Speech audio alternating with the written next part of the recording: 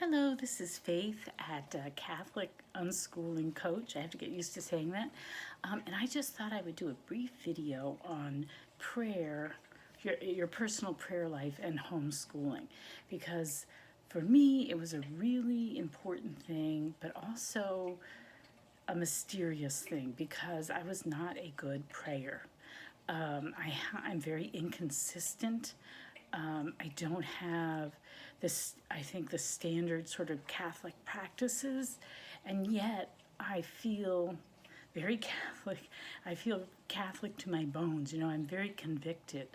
And so, it permeates all my thought, all the things that I want to do and want to be and how I want to live.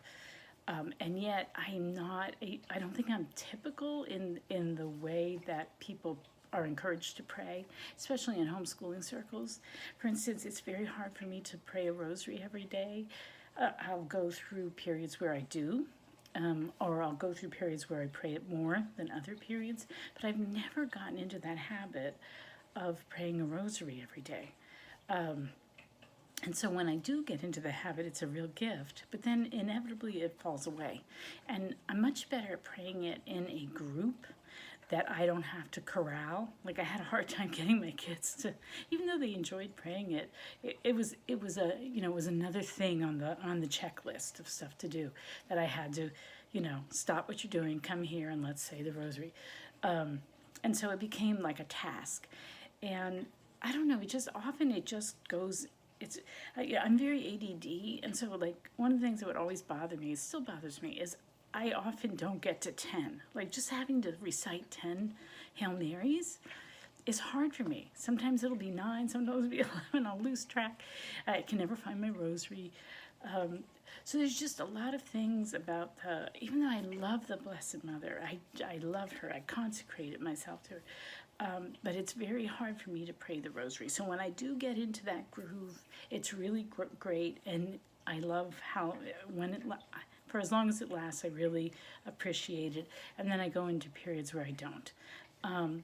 And like, I'm not one of those people that made it to daily mass. I tried to do that when my kids were little, and it burned me out. Just trying to get everyone dressed and in the car and there on time, and then the stress of trying to keep them quiet. It just wore me out. So I did wind up just taking them to one noon mass during the week, and then of course the Sunday mass. But and that was enough. That was like a good balance for me. But the way I did manage to pray, and I didn't do this by design, it's just what happened to work for me, were two things mostly.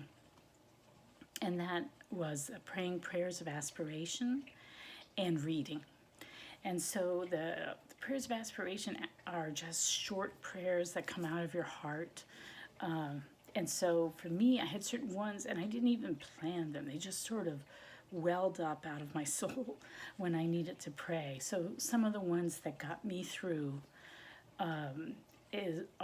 let's see, I'm trying to think of what they were. Lord, I believe, help my unbelief. That is a regular one that I pray. The Lord is my shepherd, I shall not want.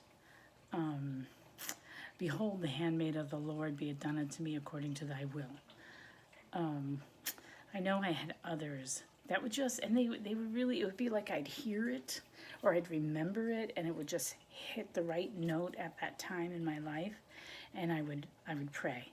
And I would pray like for days. That would be the prayer that would well up.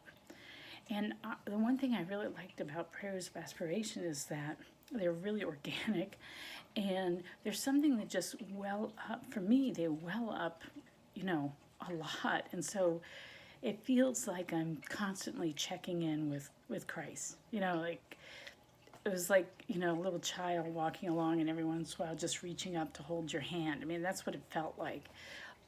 The reassurance and the feeling of connection.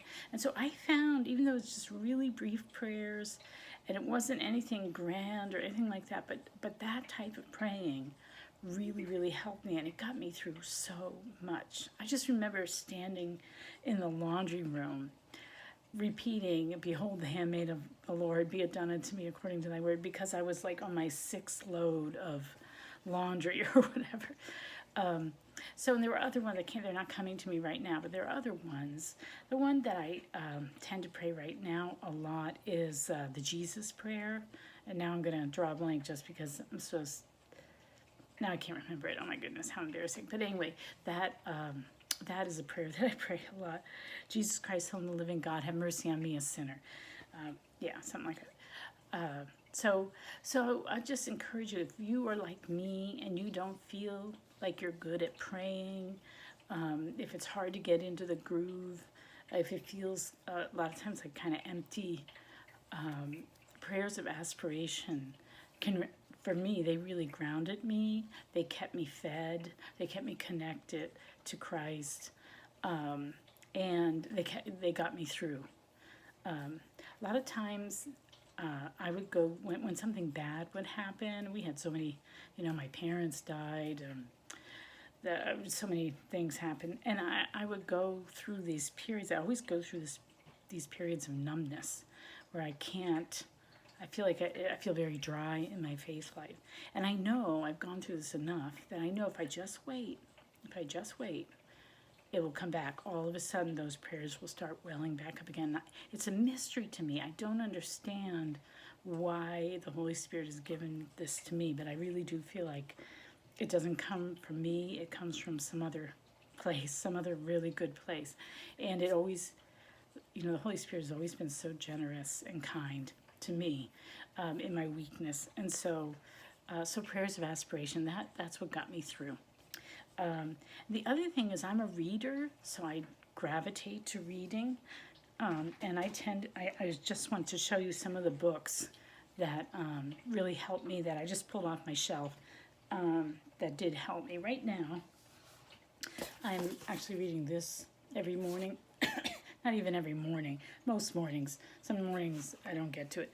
Centered, the Spirituality of Word on Fire. I'm a fan of Bishop Barron. I like his theological perspective. And to me, he's like a nice, balanced view of things. Now, I know he's been controversial because Hans von Balthasar, whatever his name, Hans Urs von Balthasar, the whole thing about heaven or hell being empty. Anyway, that aside, because nobody's perfect, I find him a really wonderful father in the faith, and so I've been enjoying reading these quotes from him, from all his writing. Really nice book to start the morning with. But other things, I'm bending down to get my books here, that really help me. Sometimes just in my reading aloud to my kids, that helped me, get in touch with my faith. For instance, this book of angels, I never got angels. I really didn't get angels. I didn't get guardian angels or anything. And I just sort of didn't think about them. And reading this book really helped me. So I remember really enjoying reading this book to my kids. It's the Book of Angels by Marigold Hunt. So I love everything by Marigold Hunt. We really enjoyed all her books. Then this one, this is kind of this maudlin Victorian tale. It's like kind of over the top sentimental. It's an allegory, The King of the Golden City, an allegory for children. But I kept tearing up while I was reading this thing out loud to my kids. It really hit me hard. It's I don't know, it speaks truths, even though it's kind of corny and over the top. I still really enjoyed it, and I remember feeling very fed when I read this to my kids. Another, here we go, another book that I return to over and over again is Introduction to the Devout Life by St. Francis de Sales. This is such a keeper. I've been reading this, chunks of this. I've never read it cover to cover. I'll just pull it up, and it always speaks to me so deeply. It always really touches me, where it tells me what I need to hear. It's a very, very good book, and I highly recommend relying on this to help you through. Some other ones that I really liked. Oh, this was another one that I read to my kids, The Creed in Slow Motion by Father Ronald Knox. I found this really, it's just a nice primer for the faith. It's before Vatican II. So sometimes if your kids don't attend a traditional Latin Mass, then they might need some, you might need to explain things. But to me, because I'm not a big, I don't have one near me, it's not at my parish, I'm very attached to my parish, but I found this really illuminating, and I really admired his ability to explain complex things simply. He's writing it to, these are lectures he gave like 10 and 11-year-old girls when he was the sort of the rector of a girls' school during World War II. And they put it all into this book. And I really liked it, and it really fed me. I liked that one. Another one that I really liked is The Roots of the Faith by Mike Aquilina. I like anything that Mike Aquilina does.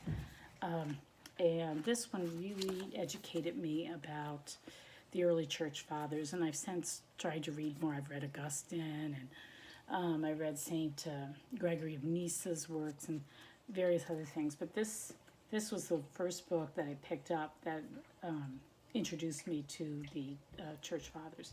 Very good book, and that really fed me. Another one, I remember I was going through a really, really hard year, and I read this book, The Secret Life of Elisabeth Leseur. I remember it was such a chaotic time that I literally read this in the bathroom before I took my shower. Like, my shower would be like 10 minutes, right? Because I'd have all these kids. And so it took me a long time to read it, but it just fed my soul. This really sustained me through a dark time. So I could relate to her so much. So yeah, I highly recommend this one. This is one of several books I own by this woman who is a current writer. Her name is Heather King. She writes for the Los Angeles Catholic newspaper. And I think I have about at least 4 of her books, and I know she's published more. I want to get them all. But this is just gritty, down-to-earth, completely contemporary understanding of living a life of faith. I mean, this woman has such a profound faith, and she's able to translate everyday stuff that's going on right now into a much deeper encounter with God's grace. So anything she writes, I love. So this one was especially good. It's Virtue, Vice, and the Space Between. Really, really good stuff.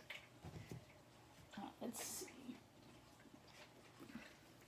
And then the last one I'm going to show you, and this is just a sampling. I have a lot more that I read, but I really like the author, Father Michael Gaitley.